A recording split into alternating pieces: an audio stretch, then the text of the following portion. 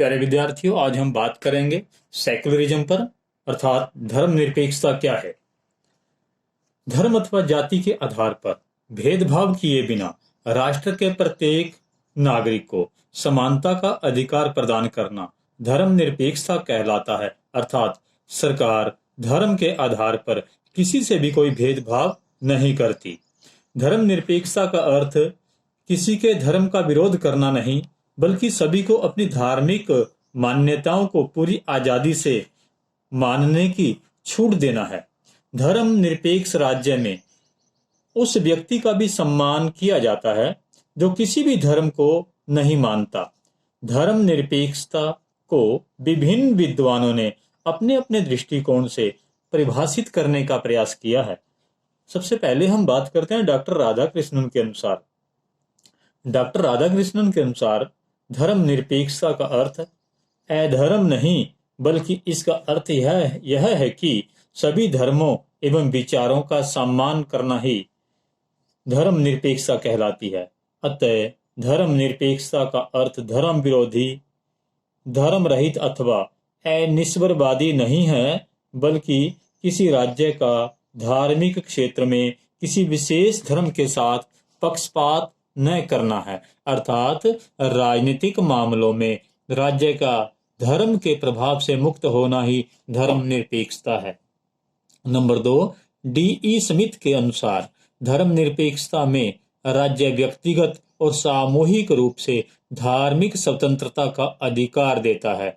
व्यक्ति के साथ उसके धर्म का ध्यान किए बिना एक नागरिक के रूप में व्यवहार करता है और संवैधानिक रूप से किसी विशेष धर्म से संबंध नहीं रखता। अर्थात न तो किसी विशेष धर्म को बढ़ावा देता है और न ही हस्तक्षेप करता है।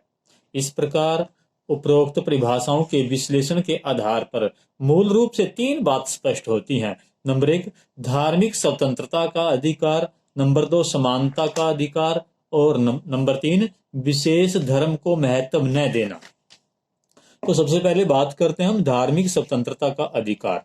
धर्मनिरपेक्ष राष्ट्र या राज्य अपने प्रत्येक नागरिक को व्यक्तिगत तथा सामूहिक रूप से किसी भी धर्म को मानने की स्वतंत्रता प्रदान करता है। अर्थात राज्य किसी भी व्यक्ति को किसी विशेष धर्म को मानने के लिए बाध्य नहीं करता, बल्कि प्रत्येक नागरिक को अपने धर्म के अनुसार आचरण करने की स्वतंत्रता देता है। अब बात करते हैं नंबर 2, समानता का अधिकार। धर्मनिरपेक्ष राष्ट्र या राज्य धार्मिक आधार पर कोई भेदभाव नहीं करता, बल्कि सभी व्यक्तियों को अपने नागरिक के रूप में देखता है। अर्थात उन्हें किसी धार्मिक समुदाय के सदस्य के रूप में नहीं देखता। दूसरे शब्दों में धर्मनिरपेक्ष राज्य समानता के सिद्धांतों पर आधारित है। नंबर 3, विशेष धर्म को महत्व न देना। धर्मनिरपेक्षता के अंतर्गत किसी भी राज्य का अपना कोई धर्म नहीं होता। वह न तो किसी विशेष धर्म से संबंधित होता है और न ही उसमें हस्तक्षेप करता है। दूसरे शब्दों में राज्य किसी विशेष धर्म को वैधानिक रूप से मान्यता नहीं देता, बल्कि धर्म को राजनीति से अलग रखता है। अब हम बात करते हैं, क्या भारत एक धर्मनिरपेक्ष राष्ट्र है? इससे पहले हमने धर्मनिरपेक्षता पर बात करी, तो धर्मनिरपेक्षता क्या है इसके विषय में जाना। अब बात करते हैं, क्या भारत एक धर्मनिरपेक्ष राष्ट्र है?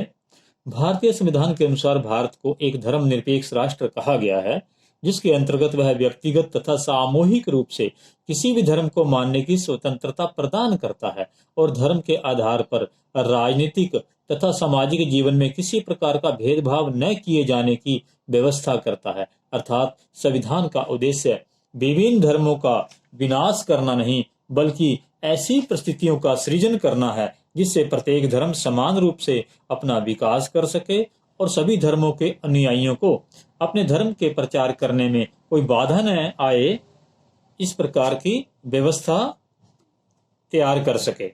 भारतीय संविधान में निम्नलिखित तथ्यों के आधार पर कहा जा सकता है कि भारत धर्मनिरपेक्ष राष्ट्र है। भारत एक धर्मनिरपेक्ष राष्ट्र है। तो उसमें पहला पॉइंट देखते हैं, पहला तथ्य हम देखते हैं। नंबर 1, सार्वजनिक स्थानों पर जाने का अधिकार।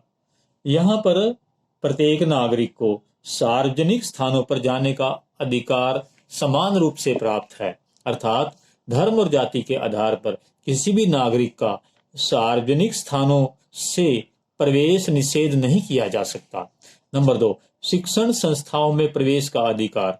राजकीय कोष से सहायता पाने वाली सभी शैक्षणिक संस्थाओं में शिक्षा प्राप्त करने के लिए किसी भी नागरिक को उसके धर्म अथवा जाति के आधार पर प्रवेश से वंचित नहीं किया जा सकता। नंबर 3, राजनीतिक पदों पर धर्म के आधार पर भेदभाव न होना। विभिन्न राजनीतिक पदों पर धार्मिक पक्षपात करना वर्जित है, अर्थात राजनीतिक पदों पर सभी नागरिकों का समान रूप से अधिकार है। नंबर 4, वोट डालने का समान अधिकार। धर्म या जाति के आधार पर राष्ट्र या राज्य के किसी भी नागरिक को वोट के अधिकार से वंचित नहीं किया जा सकता, अर्थात प्रत्येक नागरिक को वोट डालने का अधिकार प्राप्त है। नंबर 5, प्रत्येक धर्म को विकास का अधिकार।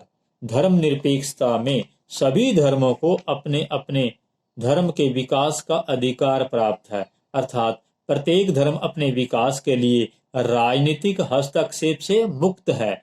इसलिए इन तथ्यों या इन विशेषताओं के आधार पर कहा जा सकता है कि भारत एक धर्मनिरपेक्ष राष्ट्र है। धन्यवाद।